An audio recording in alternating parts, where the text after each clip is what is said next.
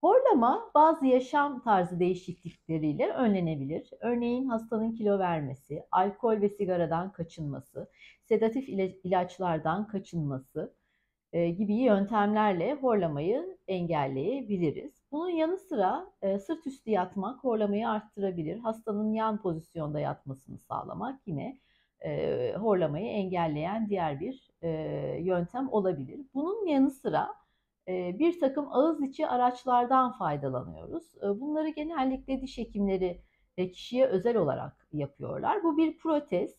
Uyku sırasında dilin arkaya kaçmasını engelleyen ve ağız içi boşluğunu, alanını arttırmaya yarayan bir protez araç.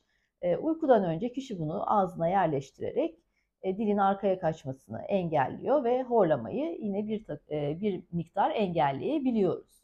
Bunun yanı sıra üst hava yollarında tıkanıklık yapan herhangi bir anatomik bozukluk varsa, örneğin burun kemiği eğriliği, burun etlerinde aşırı şişme ya da bademciklerin aşırı büyük olması gibi durumlarda yine üst hava yolları daralır ve bu da horlamaya neden olabilir. Yine kulak burun boğaz doktorlarınca yapılan muayenede saptanan bu tip bozukluklar cerrahi yöntemlerle giderilerek hastanın horlamasının önüne geçilebilir.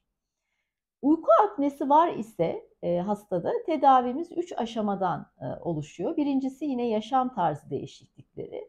İkincisi pozitif hava yolu basınçlı ventilasyon dediğimiz kişiye pozitif hava yolu basıncı veren bir cihazla uyutuyoruz. Buna CPAP diyoruz. Üçüncüsü ise yine cerrahi yöntemlerden de hasta fayda görebiliyor. Bunu uyku apnesinin derecesine göre yapıyoruz.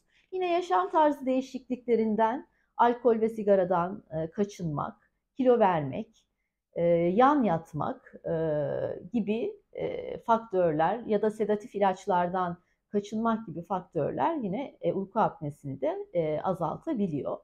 Pozitif basınçlı ventilasyonu orta ve ağır dereceli uyku apnesi olan kişilerde genelde tercih ediyoruz.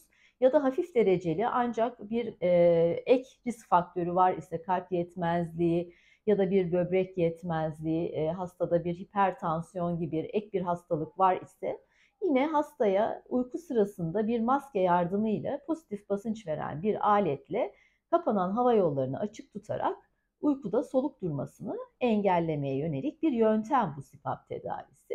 Bu kesin çözümdür aslında uyku apnesinin tedavisi için.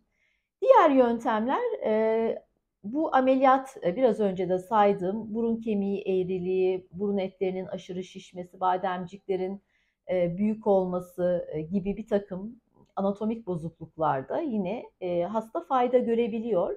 Fakat orta ve ağır dereceli uyku apnesinde yapılan ameliyatlar kısa süreli hastada rahatlama sağlasa da uzun süreçlerde tekrar hastalık geri geliyor. Bunun kesin tedavisi uyku apnesinin CPAP tedavisi dediğimiz uyku sırasında bir maske yardımıyla verilen pozitif basınçlı bir aletle yapılan tedavidir aslında.